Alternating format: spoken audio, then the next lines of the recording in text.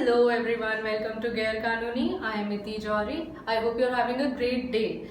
And today we are going to study about persons who are competent to enter into a contract as per the Indian Contract Act. So like always, I again suggest you keep your bare acts handy and have a pen and paper to take down notes. And if you've already subscribed to our notes, you can keep them for ready reference. So let's get started with the lecture.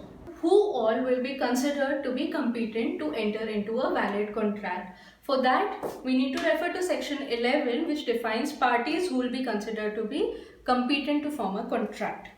So, there are three criteria given for competency.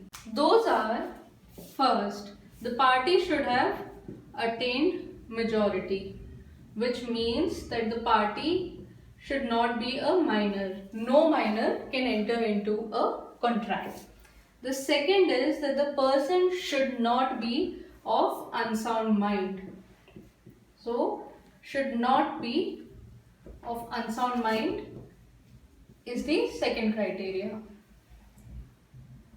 Third essential for being competent to enter into a contract is that the party should not be otherwise disqualified from entering into a contract. Should not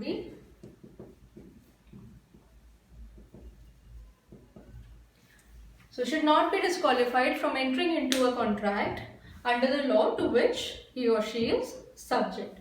So any person who has these three criteria fulfilled is competent to enter into a valid contract.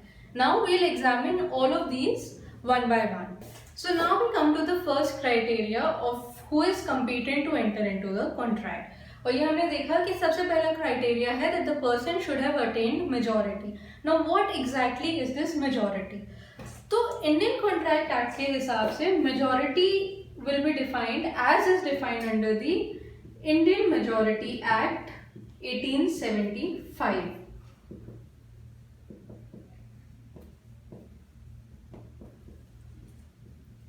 जिसके section 3 में ये defined है कि who will be a major.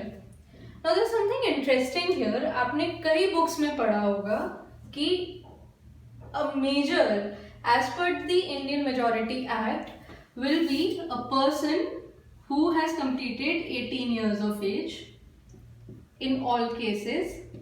However, in cases where there is a court appointed guardian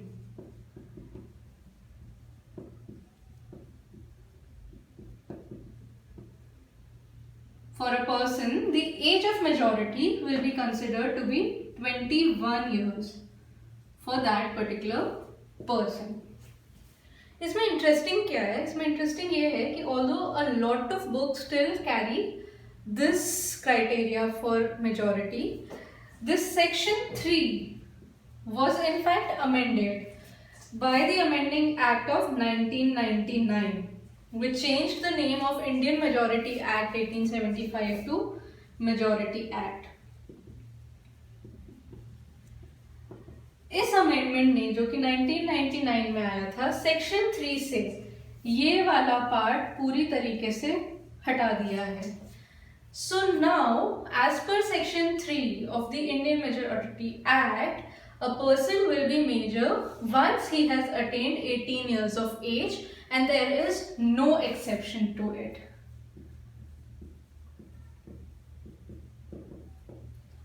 लेकिन इसमें interesting क्या है? Interesting इसमें ये है कि although the section was amended, the illustration to the section was not amended. तो इस सेक्शन का जो एक्ट में इलस्ट्रेशन है उसके हिसाब से आज भी अगर नॉर्मल सर्कमस्टांस है तो majority will be considered at 18 years, लेकिन अगर कोर्ट अपॉइंटेड गार्डियन है तो majority will be considered at 21 years. ये एक ग्रे एरिया है. तो अब हम आते हैं अपने सेकेंड क्राइटेरिया पे of who can enter into a contract and which was that a person should not be of unsound mind to enter into a contract. तो इसको डील किया है section 12 of the contracts act ने, जिसमें ये कहा है कि at the time of entering into an agreement a person will be said to be of unsound mind if he is not capable of these two things. What are the two things? One, understanding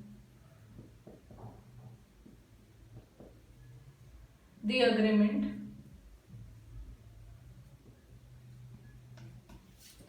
and second, understanding the implication of the agreement upon his interest. तो अगर कोई एक इंसान एक rational decision नहीं ले सकता है on how a particular agreement will affect his interest, then the person will be said to be of unsound mind. Please understand, this is not or, this is and. So for a person to be of unsound mind, he will have to have both. He should not be capable of understanding the agreement and also of making a rational decision of the implication of the agreement upon his interest. So when these two criteria are fulfilled, a person will be said to be of unsound mind. अब इसमें एक situation जो कि the section itself provides is कि if a person gets intervals of soundness of mind and unsoundness of mind, which means कि एक ही इंसान कभी कभी can be of sound mind और कभी कभी उसको बाउट्स आते हैं ऑफ अनसाउंडनेस.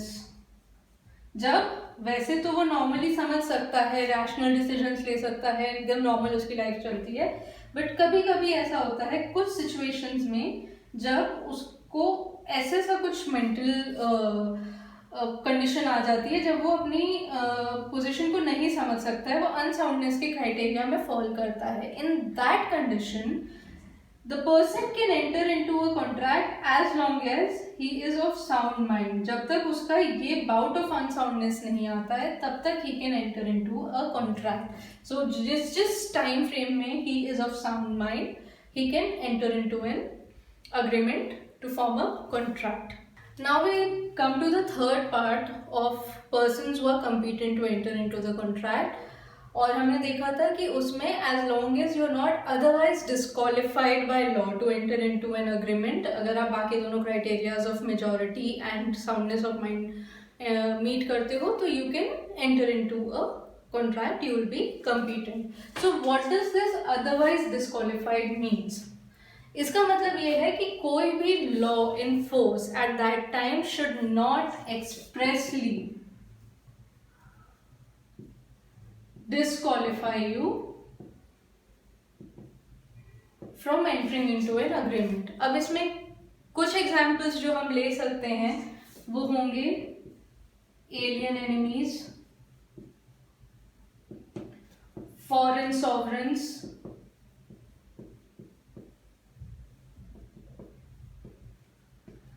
इंसॉल्वेंट्स,